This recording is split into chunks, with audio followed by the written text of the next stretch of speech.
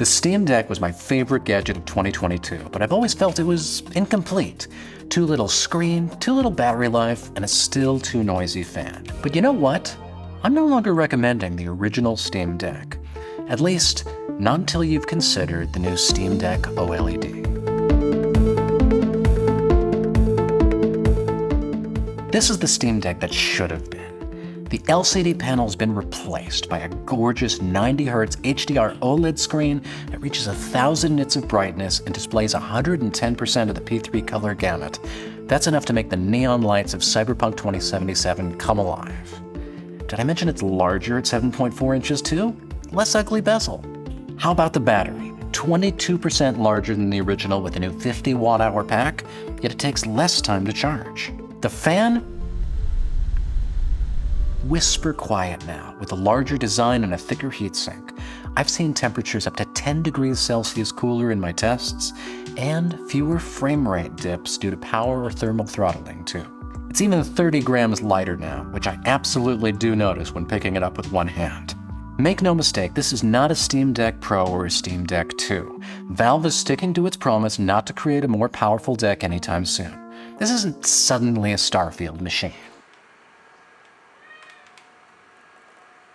And yet the Deck OLED experience is absolutely better, because Valve pulled a Nintendo in the best possible way. Nintendo has never upgraded the performance or screen resolution of the Switch over the past 6 years. The company shrunk down its circuits for better battery life and made it OLED instead. Now, Valve is doing both those things at once, die-shrinking the chip to 6 nanometers instead of the previous 7, and including a stellar Samsung screen. It's not the subtle difference I expected. Every game I've played is not only more colorful, but smoother thanks to the revised chip and the faster screen. They draw less power and complete tasks faster with a slight bump to 6400 MHz memory and new power management. I'm often seeing a few extra frames per second while using a couple less watts. Even when frame rates don't increase, the frame times are more stable in demanding games. Let's put it another way. Cyberpunk 2077 now runs slightly faster, more stable, cooler, and quieter, while drawing less power from a larger battery, all while looking brighter and clearer. Control, a game I managed to run for just under 2 hours at 60 frames per second when the deck first launched, now runs for 2 hours and 11 minutes at 70 to 80 frames per second. Longer if I limit my frame rate to 60 or below.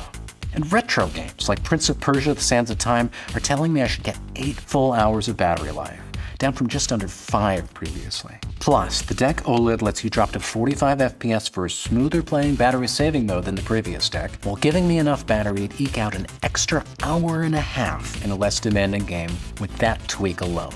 I am so glad Valve didn't feel tempted to up the screen resolution to 1080p or anything like that. The battery life here is absolutely my jam.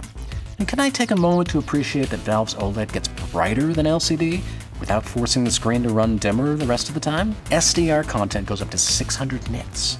And while Valve was in there, it made some other upgrades as well, like Wi-Fi 6E for faster downloads, a dedicated Bluetooth antenna to support more external gamepads simultaneously, a faster touchscreen that goes up to 180 Hz polling rate, more sensitive touchpads, revised haptics, clickier shoulder buttons, and a pair of Steam and quick access keys that don't make me want to retch. Also my personal favorite, redesigned thumbsticks with more of a divot for my thumb and a smooth rubbery texture that's pleasing and should hopefully collect less finger grease.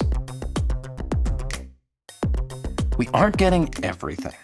While I'm happy Valve didn't change the deck's excellent ergonomics, you won't find drift-resistant Hall effect joysticks here. And while Valve says new machine screw bosses and revised layout should make repairs and screen replacements easier, you can still accidentally guillotine your microSD. There's still only one USB-C port, and Valve says it didn't quite manage to bake variable refresh rate into this screen. But I keep looking for a catch, some major trade-off you'll have to endure. I haven't found a single one yet. Like the original though, it does still feel like Valve's rushing it out the door a tad. I had a mysterious black screen with my review unit, just one of them, and separately I discovered that its microphones didn't work right out of the box. Valve also hadn't figured out yet whether it would offer a burn-in warranty on the OLED screen as of my briefing last week. For a handheld that doesn't let you turn the screen off while it's downloading games, I do have to wonder about burn-in. Valve says it's done accelerated lifecycle testing and is satisfied. There's no HDR support on the Linux desktop, no HDR Netflix, no HDR YouTube. Now you should know this Steam Deck is being released ahead of a new Nintendo Switch, rumored to have a significant performance upgrade. And while the deck has got quite the edge in battery life compared to PC peers, it's getting left behind by games like Starfield, The Last of Us, and Star Wars Jedi Survivor, games that work decently well on, say, an Asus ROG Ally plugged into an outlet. But Nintendo will never have an open library of PC games, and it's unclear if any PC competitor will ever match the Steam Deck on price. The Deck OLED will ship November 16th for $549 for 512 gigs of storage, only $20 more than the original 256GB SKU, and a new higher capacity 1TB model with an etched anti-glare screen and this awesome new case within a case will cost the same $649 that Valve originally charged for LCD with half the storage. Each of them come with a power adapter with a longer 2.5-meter cord, and there's also a $680 limited edition model in the US and Canada, which adds a full transparent shell and orange screws. Let's put it this way. The Steam Deck OLED is good enough I'm sorely tempted, even though I've already got a perfectly good Steam Deck at home.